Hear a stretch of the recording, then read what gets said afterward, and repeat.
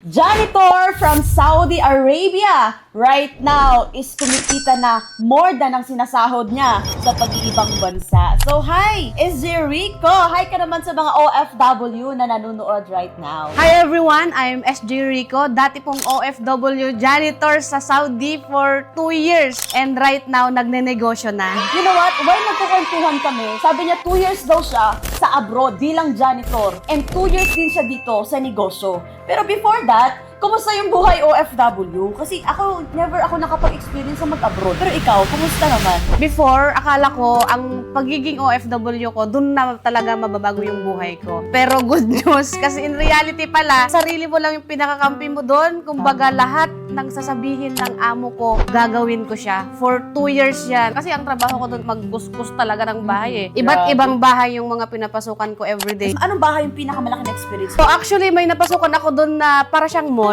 Pagpasok ko ng pinto, ang laki. Tapos, pag lalabas na ako, hindi ko na alam saan ako lalabas. Ano yun? Ikaw na naglilinis or parang you are group of OFW na gano'n, naglilinis kayo doon? Ako lang, kasi kinukuha kami doon for 4 hours lang naman. 4 hours ako na maglilinis sa kanila. After nung 4 na oras na pagtatrabaho ko doon, may susundo din ulit sa akin para pupunta na naman sa ibang bahay. Grabe. So, sa isang araw, ilang bahay ang nililinisan mo? 2. Tapos, mo lang itsura. Paano mo natiis yun or walang choice? Wala na akong choice kasi pinirmahan ko to eh. Tama. Sabi ko sa sarili ko, 2 years lang naman.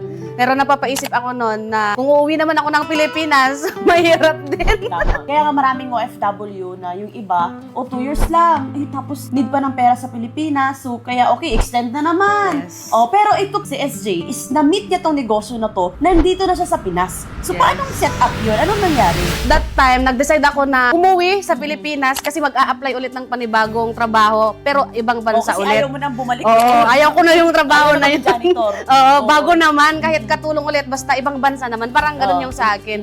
So, good news, kasi habang nag-a-apply ulit ako papuntang ibang bansa, na-meet ko ang Elites Empire. Na-share sa akin yung opportunity, naintindihan ko na iba pala talaga kapag nagnenegosyo ka na lang. Yes, totoo. Oo. Kasi magkano sahod mo sa abroad? 18,000 per month. Grabe, 18,000! So, for 2 years, 18,000 monthly ang sahod niya. Pero ngayon, let's talk about your transformation Yes. dito sa negosyo. 2 years mo doon sa abroad, and now 2 years ka din dito. Ano yung pinagkaiba? Sobrang laki ng different. Yung 2 years na nilaan ko na magnegosyo dito, in 7 months, na-hit ko yung first million ko from someone na nag-apply noon, isang OFW. Ngayon, ilang bansa na din yung na-travel. In 2 years niya sa pagnenegosyo, ilang bansa? 4. 4 na bansa. Ano mga bansa yon?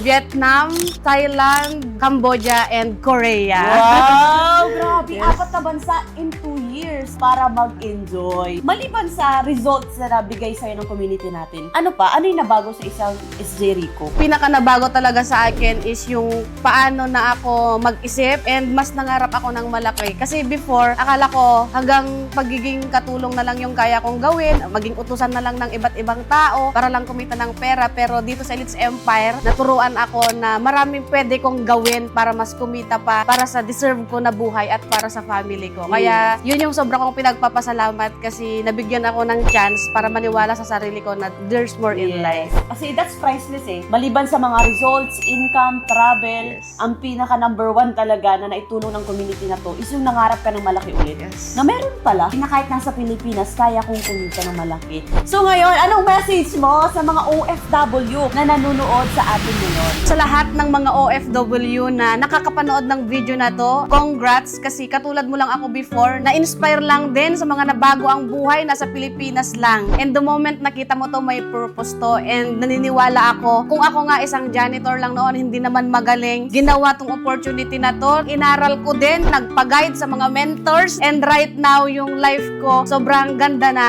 This life is deserve mo din kabayan. Kasi nagsisipag ka dyan sa ibang bansa, huwag mong hayaan na yung pagsisipag mo is napupunta lang lagi sa mga bayarin, sa gastusin. This time, gawin mo tong opportunity na to kasi kung nagawa ng isang janitress lang na katulad ko, 18,000 per month, kayang-kaya mo din mabago ang buhay. Yes. And right now, si SG is kumikita na ng 100 to 200,000 per month and nakabili na rin ang sarili niyang Yes. sasakyan. I know, kabayan, na-i-inspire ka na. So, by the way, I'm Ana Rose Argawanon. To know more about our business, message this page now.